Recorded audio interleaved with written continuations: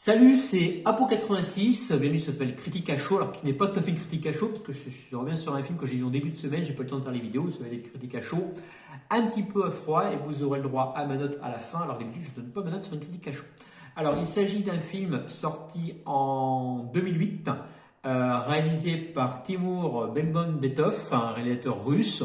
Oui, je reviens sur un film russe, je pense qu'il n'a rien à voir dans ce qui se passe en ce moment, donc dans l'actualité. Voilà, donc Timur Bekmambetov avec au casting Morgan Freeman, James McAvoy et Angelina Jolie. Donc vous l'aurez reconnu, il s'agit de Wanted, choisis ton destin. Donc sorti en 2008, j'ai jamais eu l'occasion de le voir. Donc ce film raconte quoi? Donc on est dans les années 2000 à Chicago. Et on découvre donc Wesley Gibson qui parle un petit peu en voix off, un petit peu comme dans les films Netflix, pour pas les citer. Donc il y a 24 ans, d'après ce que je me souviens, voilà.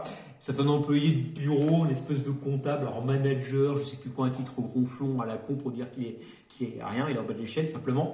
C'est un loser, d'ailleurs il le dit lui-même dans son voix off, je suis un loser. Il accepte que son meilleur ami couche avec sa petite amie, déjà.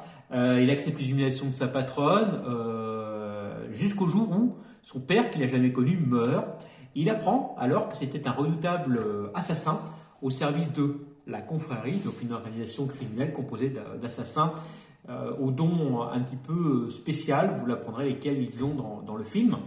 Alors il est recruté par Fox, donc incarné par Angelina Jolie, une femme redoutable de l'organisation, qui est dirigée donc par Sloane, incarné par Morgan Freeman. Et donc on suit sa formation et jusqu'à ce qu'il traque l'assassin de son père.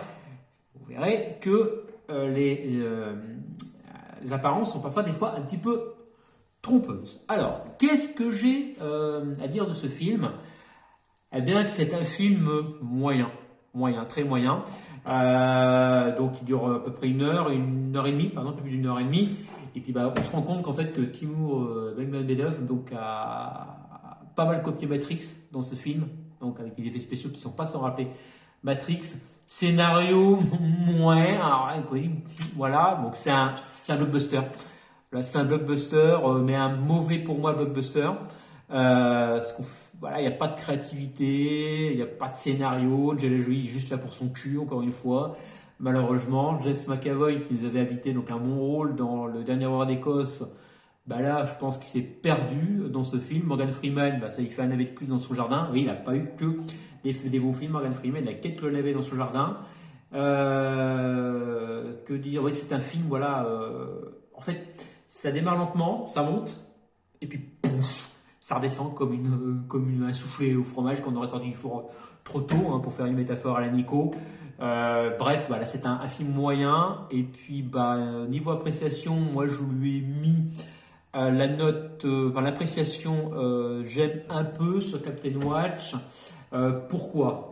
Tout simplement parce que plus c'est con, plus c'est drôle. Donc on s'embête pas en fait dans le film, mais c'est vraiment con. Voilà, comme film. Il tombe pas dans le cynisme dans son film, Bekmambetov, mais voilà, il aurait pu faire mieux.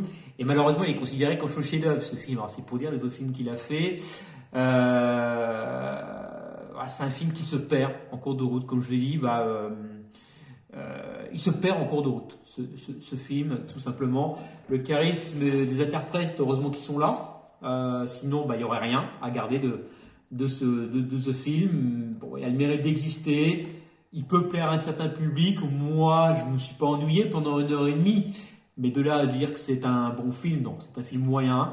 Et niveau note, vous l'aurez compris, il n'aura pas plus de 5 sur 10 sur Sens Critique. Donc si vous avez vu Wanted, choisis ton destin, et si vous avez une autre opinion que moi, ou la même, n'hésitez pas à le dire en commentaire. Moi je vous dis à la prochaine, et surtout gardez l'esprit critique. Salut!